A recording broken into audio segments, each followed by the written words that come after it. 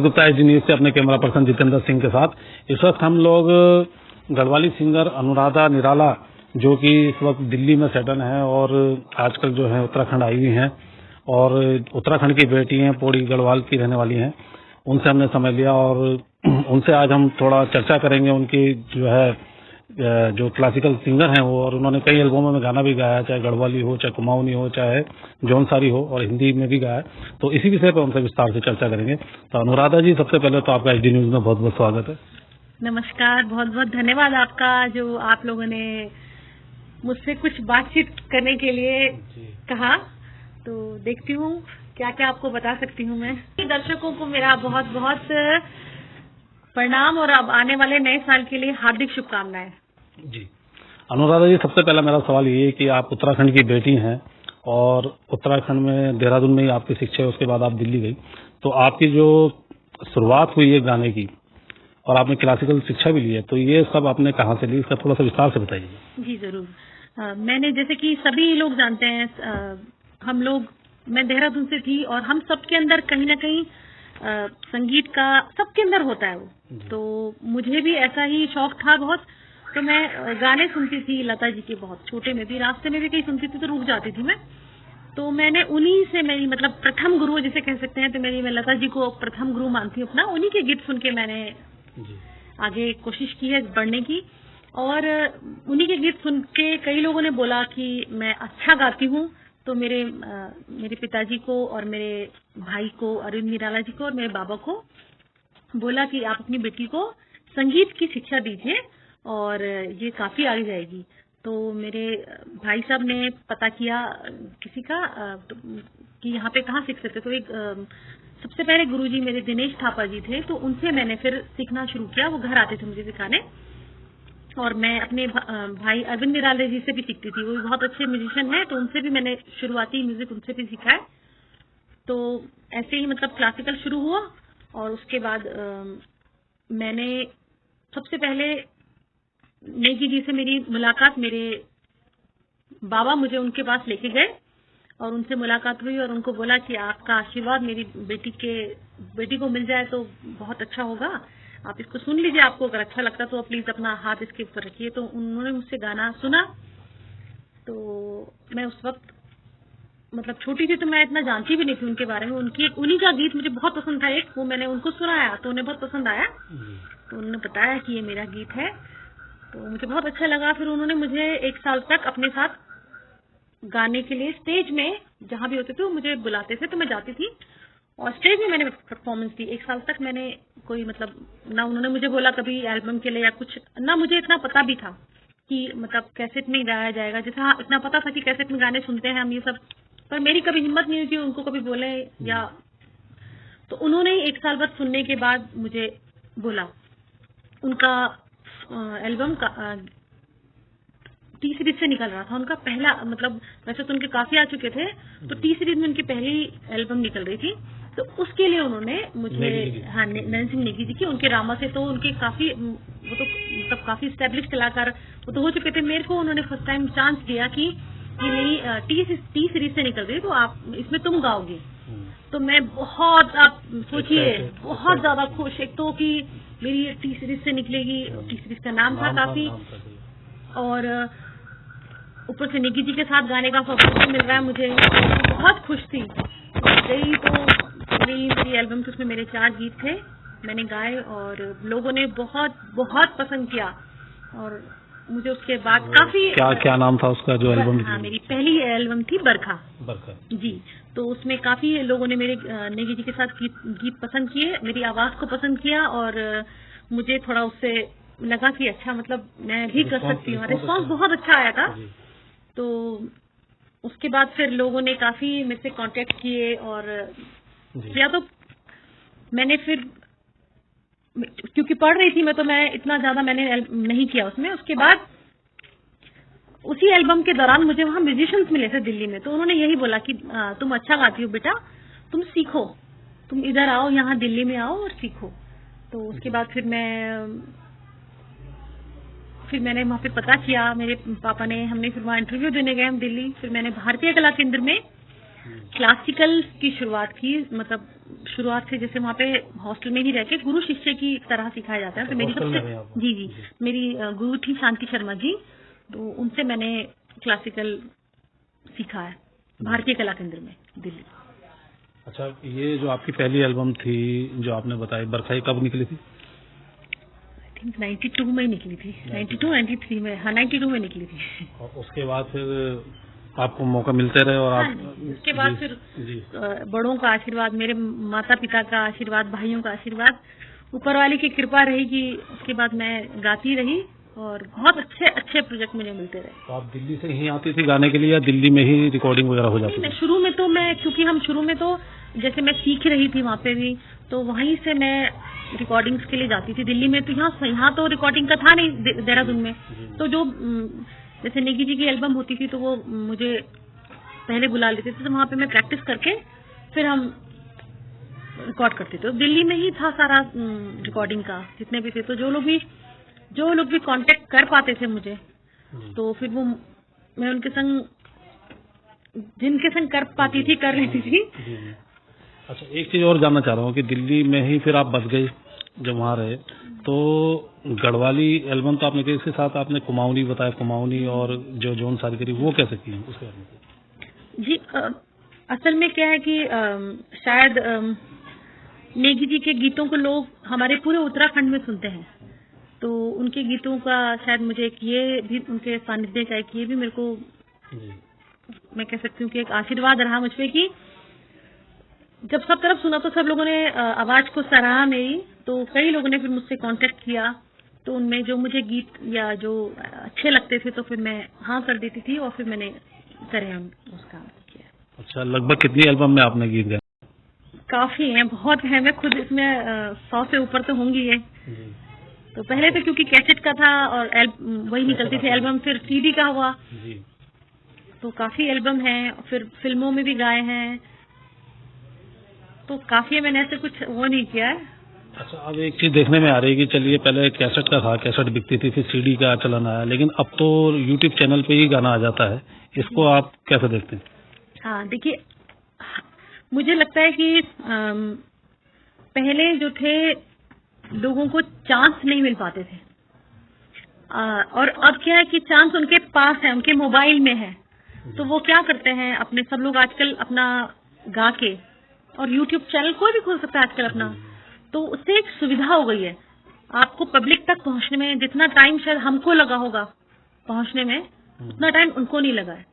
वो एकदम से आप पब्लिक से प्लेटफॉर्म मिला, रीच कर सकते हैं आप। बस ये है कि उसमें आपको अपना, क्योंकि जब अगर सुविधा इतनी है तो कंपटीशन भी आप सोच सकते हैं कितना ज्यादा होगा, तो वो कंपटीशन इतना है कि उसमें आपको बिल्कुल 100% देंगे, तभी मुझे लगता है कि शायद आपको रिस्पॉन्स भी वैसा मिलेगा। क्योंकि आप क्लासिकल सिंगर भी हैं, और क्लासिकल सिंगर के साथ सबसे बड़ी दिक्कत ये रहती है कि वो हर गाने को चूज नहीं कर पाते, तो ऐसे में आप कैसे मैनेज करते हैं? हाँ, देखिए, मैंने सबसे पहली बात है कि मैं उत्तराखंड से बिलोंग करती हूँ, तो मैंने उस चीज को ऐसे लिया कि सुर, जो मैंने क्लासिकल सीखा है उसको मैंने इस रूप में इस्तेमाल किया है कि एक तो मेरा सुर सही जाए, क्योंकि मेरी अपनी लैंग्वेज ये लोगों तक पहुंचे, तो जरूरी नहीं है कि हमारे गढ़वाल के लोग भी सुने या हमारे उत्तराखंड इसके सुने, और लोग भी जो भी सुने तो उनको सुनने में अच्छा लगे। एक तो सुर के मामले में मैंने ये समझा। दूसरा कि ये एक फोक है, हमारा लोक संगीत है, तो वो लोक संगीत क्या है कि आगे बढ़ना चाहिए वो, तो ये है कि मैं जैसे लोक गायिका नहीं हूँ, मैं एक अपने आप को, मतलब मैं एक गायिका समझती हूँ, प्लेबैक सिंगर हूँ, तो मैंने ये सोचा कि जो लोक गीत मुझे मिल रहे हैं, जो गीत मुझे मिल रहे हैं, वो लोगों तक पहुंचे, तो साफ सुथरे उसमें पहुंचे। तो इसलिए मैंने एक तो काफी गानों को चूज किया है बहुत शुरू में, बहुत ज्यादा, कि मुझे ये गाना है, इस तरीके से गाना है या ये नहीं गाना है। मैंने उनकी रचनाकारों, उनकी जो कंपोज करते थे उसको कभी इतना छेड़ा नहीं, उसको बस यही बोला कि मैं थोड़ा इसको और इम्प्रोवाइज करके गा सकती हूँ। जो फोक था उसको मैंने फोक ही रहने दिया, उतना नहीं छेड़ा, बस थोड़ा जितना मैं कर सकती थी हरकतें उतनी ही मैंने की। मैंने ज्यादा उसमें छेड़खानी इसलिए नहीं की कि उसको प्योरिटी फॉर्म में रहने दिया, मैंने उसको ज्यादा बेटर लगता था मुझे। और जहां कभी मुझे मन करा तो वो मैंने अपनी वो भड़ास भी निकाली, कहीं कहीं जो गीतों में निकालनी होती थी वो मैं कोशिश करती थी कि निकालूं, लेकिन फिर वो भी मैं थोड़ा दायरे में रह के ही करना चाहती थी उस चीज को। आप एक टीचर भी हैं और सिंगर भी हैं, तो ये दोनों काम कैसे मैनेज कर लेते हैं? जी, ये तो थोड़ा कठिन हो जाता है, लेकिन ऐसा नहीं है कि समय निकालना पड़ता है, क्योंकि मैं सबसे अच्छी बात है कि मेरे जो जिस चीज से मैं प्यार करती हूँ दोनों तरफ वही है, संगीत है, इधर भी संगीत है, उधर भी सात सुर है, इधर भी है, तो इसलिए मन लग जाता है दोनों तरफ। टीचर भी आप संगीत की हैं? जी जी जी, मैं हिंदुस्तानी क्लासिकल की हूँ। जी बिल्कुल, वो उधर भी संगीत एक तरीके से उनको मतलब सिखाते वक्त इंसान मुझे लगता है और सीखता है थोड़ा। अच्छा, एक और चीज मैं जानना चाहता हूँ कि पहले में और आज में बहुत फर्क आ चुका है, तो ऐसे में आप जो अपना जो गढ़वाली फोक संगीत है उसको कहाँ स्टैंड देखते हैं, कहाँ कितना उसको देखते हैं आप लेवल पे? जैसे कि आजकल मुझे लगता है बच्चे भी, पहले हमारे यहाँ संगीत में जितने भी लोग आते थे गाने के लिए, वो लोग इतना संगीत सुर को सीख के नहीं आते थे। और आजकल मैं देख रही हूँ जो आजकल की नई जनरेशन आ रही है, वो थोड़ा मतलब थोड़ा कुछ कहीं तो बहुत सीख के भी आते हैं, तो उससे क्या होता है कि उनको समझ होती है। जो लोग अच्छा काम कर रहे हैं तो वो दिख जाता है कि आपके उनके अंदर समझ है उस काम की, और बाकी तो फिर कर ही रहे हैं जो सब कर रहे हैं उस तरीके से। एक तो होता ना कि जैसे कुछ इकट्ठे हुए लड़के या लड़कियां, उन्होंने एल्बम निकाल दी, उसमें सुर संगीत का कुछ इतना हो नहीं पाता। कुछ लोग जैसे आपने बताया वाकई इसको सीरियसली लेते हैं और बड़े अच्छे तरीके से करते हैं, तो ऐसे में जो न्यू कमर्स हैं उनको आप क्या संदेश देना चाहेंगे? मैंने सभी मतलब शुरू से मेरा ये मानना है कि संगीत की बेसिक नॉलेज तो आपको जरूर होनी चाहिए। वो आपके गाने में आपको हेल्प करेगी, चाहे वो कोई भी हो। अगर आप उसकी बेसिक नॉलेज है संगीत की, कि कैसे थोड़ा बहुत रियाज करना चाहिए और कैसे आवाज का थ्रो होना चाहिए, क्योंकि बेसिकली संगीत है क्या, आपके ऐसे इमोशन जो दूसरों के दिल तक लगे एकदम से, तो वो चीज आपके अंदर होनी चाहिए, तभी आप उसकी समझ होनी चाहिए, तभी आप दूसरे तक अपना संगीत को पहुंचा सकते हैं। अभी आपकी जो लेटेस्ट जो भी एल्बम आने वाली वो कौन सी है, और कोई 2 लाइन हमें उनकी सुनाइए। मेरी अभी एक नई आ रही है प्रीतम भरद्वाज जी के साथ, और PR फिल्म्स की तरफ से आ रही है। वो एक गीत आ रहा है उनका सियाली गीत आ रहा है, तो अभी वो रिलीज नहीं हुआ, तो उसका भी इसके शब्द मैं बाहर नहीं निकाल सकती हूँ, तो मैं आपको दूसरा सुना देती हूँ। अपना फेवरेट सुना दीजिएगा। फेवरेट अभी मेरे कुछ दिनों पहले आया था एक गीत, वो सुना देती हूँ मैं आपको।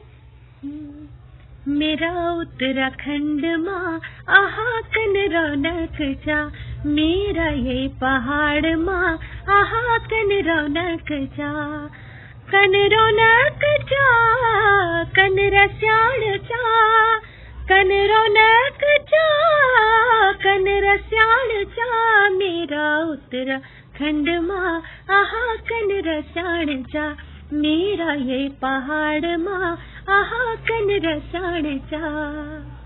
बहुत बढ़िया। ये कुछ दिनों पहले मेरा ये गीत आया था, तो मैंने कहा आपको सुनाती हूँ। बहुत बढ़िया, बहुत अच्छा। अनुराधा जी, चूंकि आप एक महिला हैं और आपने 92 में जब आप स्टूडेंट लाइफ में रही हैं, तब से आपने गाना शुरू कर दिया था, तो आपको एक लड़की होने के नाते कई समस्याएं भी फेस करनी पड़ी होंगी।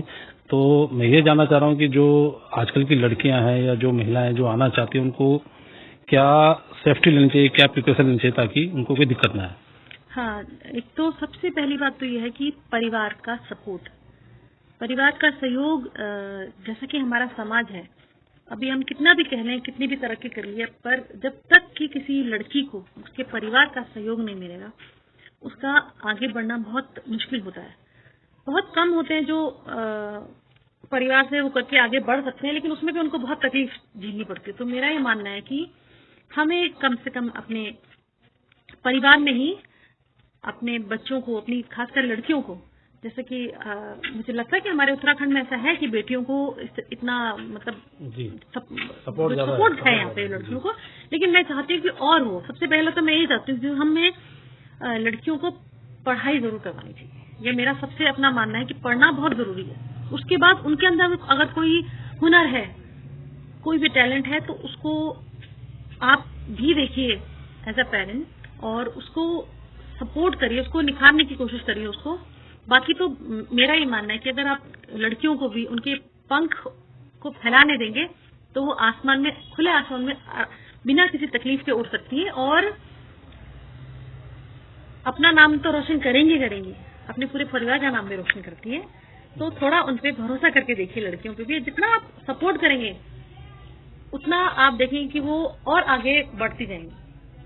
यानी कि आपका कहना मतलब है कि लड़कियां हों चाहे महिला हों, लेकिन परिवार का सपोर्ट होना बहुत जरूरी है। उसके बगैर नहीं तो दिक्कत बहुत है। तो दिक्कत आती है। अगर आपको सपोर्ट नहीं है तो आप, मुझे लगता नहीं है कि उसमें इतना कुछ हद तक आगे जाते हैं, उसके बाद वो ब्रेक लग जाता है, बहुत हो जाता है, होता है ऐसे। तो बहुत जरूरी है सपोर्ट का। ये भी आपने अनुराधा जी को सुना, जो कि गढ़वाली गायक हैं और क्लासिकल सिंगिंग भी करती हैं, और इन्होंने बहुत अभी एल्बम में गाने भी गाए हैं। और जैसा कि अभी उन्होंने बताया कि एल्बम आने वाली है, आज उसी की शूटिंग के लिए आ रखी थी और उनसे हमने समय लिया और अनुराधा जी ने हमें समय दिया। इसके लिए अजीत चैनल की तरफ से मैं आपका भी बहुत बहुत आभारी हूँ। और क्योंकि समय की व्यवस्था रहती है और आपने उसमें समय निकाल दिया, ये बहुत बड़ी बात है। और उत्तराखंड की बेटी, आपने उत्तराखंड के चैनल को भी अपने समय दे दिया है, इसके लिए हम लोग पूरी टीम आपकी आभारी है। और एजी न्यूज को समय देने के लिए आपका बहुत बहुत धन्यवाद। आपका भी बहुत बहुत धन्यवाद। और आप सभी को नववर्ष की शुभकामनाएं। आपके चैनल खूब तरक्की करे, बस यही हम कह सकते हैं। Thank you.